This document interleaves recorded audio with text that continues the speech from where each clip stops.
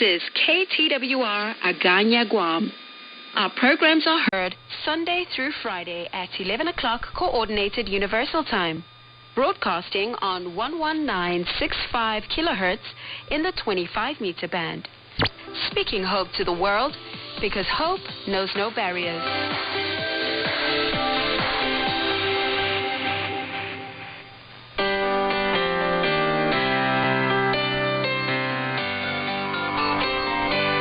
Welcome to Dxers Diary, your 5-minute weekly DX Digest, produced and presented for Transworld Radio by your friend and host Arun Kumar Nasiman from Chennai in India. As you all know, this show has been on the air in KTWR for over a year now.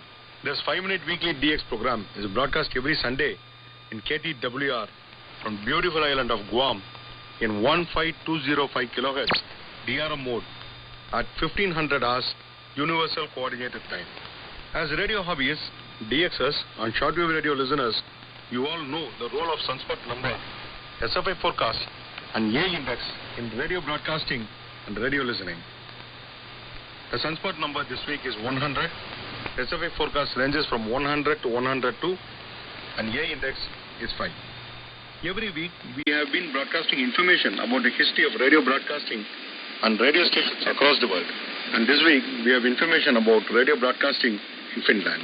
According to an article on Radio Heritage website, Finnish radio history starts in January 1922 with the first public radio concert in January in Turku, repeated in January 1923 in Helsinki. In 1923, tests were held on medium wave with 20 watts power, and regular transmission started in 1924 with a power of 150 to 250 watts. On 23 March 1924 in Helsinki, medium wave station Radiola 2NBI started broadcasting with a power of 500 watts. The station went bankrupt after 6 months. In 1926, the Finnish broadcasting company Yleisradio YLE was founded, and the programs are relayed via existing low-powered stations owned by local radio clubs and societies before the start of Lahti long wave.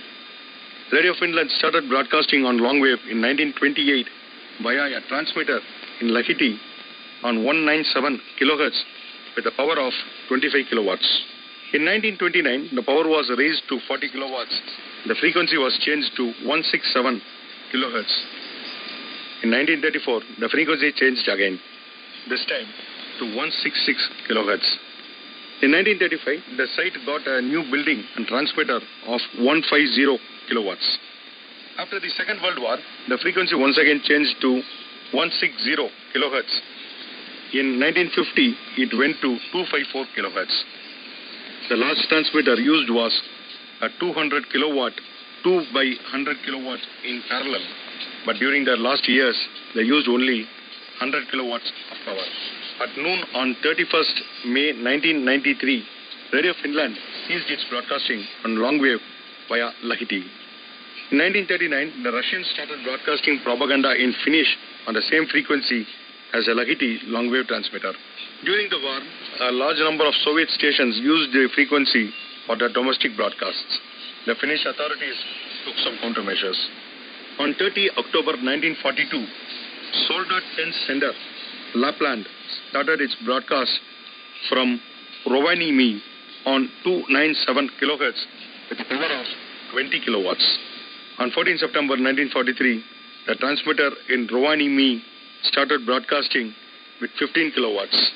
Just like the other stations in Lahti, Helsinki and Uleåborg, it carries programs for the German troops twice a day. On 31 September 2007 at midnight, YLE Helsinki, which was broadcasting on the frequency 558 kilohertz, ceased broadcasting on medium wave. Dxers Diary would like to encourage the concept of pen pals among Dxers across the world. If anybody is interested to get in touch with other Dxers across the world, we'll act as a bridge by announcing your name and details in Dxers Diary program so that any other Dxer can contact you and you can exchange information about Dxing or anything else about the hobby of radio broadcasting. Friends, we have come to the end of the program now.